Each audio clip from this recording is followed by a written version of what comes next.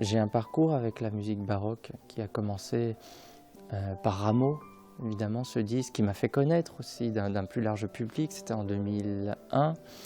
Après, j'ai abordé la musique de Couperin, j'ai enregistré Scarlatti, j'ai enregistré 3 disques Bach, et donc d'année en année, j'ai approfondi différents styles d'interprétation de la musique baroque. Donc c'est sûr que ce parcours-là m'a amené à ajouter des ornements dans certaines variations, comme la 7e ou la 16e. La 16e variation qui ouvre, donc on peut aussi, je parlais d'un découpage par 3 variations, on peut aussi découper cette œuvre en 2 gros blocs, les 15 premières, les 15 dernières. Donc la 16e ouvre sur, en quelque sorte, le 2e acte des variations Goldberg. Et c'est une ouverture.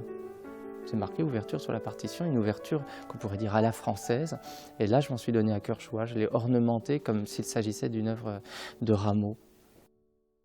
Mon histoire avec les Goldberg est longue. Il y a d'abord eu toute, comment dire, cette maturation dans le ventre avant même de les aborder au clavier. On n'enregistre pas une œuvre comme ça. C'est un désir et un long processus de désir. Il est arrivé un moment où je me suis dit, je vais les jouer. Pas les enregistrer, les jouer. Je me suis donné une année sabbatique, c'était il y a quelques années maintenant. Et j'ai vraiment travaillé les Goldberg en leur donnant du temps, en leur donnant de l'espace. Ensuite, des tournées de concerts, des petites tournées, ensuite des plus longues. Et puis est arrivé le moment où j'ai ressenti le besoin de les enregistrer.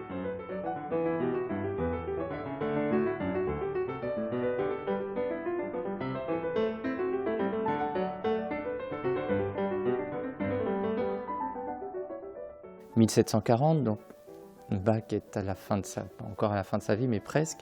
C'est en quelque sorte l'apothéose de sa musique pour clavier.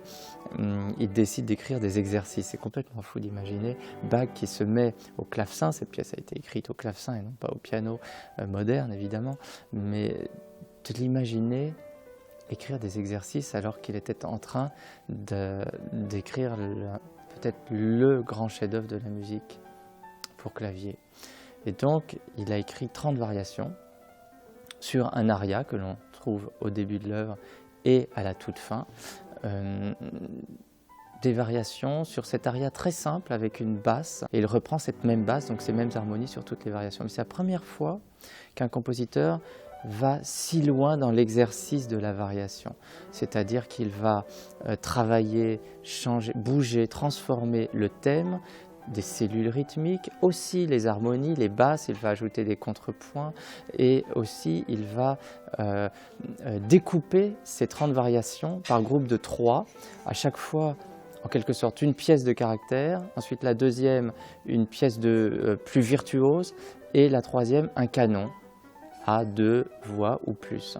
Et donc ça crée une architecture comme ça très, même si l'auditeur ne connaît pas les détails, la science de l'architecture de l'œuvre, je pense qu'il la ressent.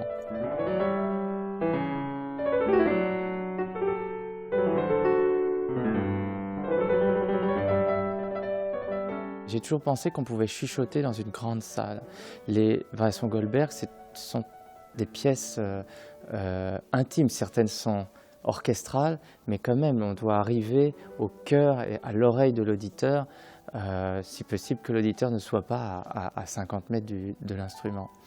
Et donc je pense que cette Philharmonie de Paris est en même temps une salle gigantesque, un vaisseau, et en même temps une salle intime, un cocon.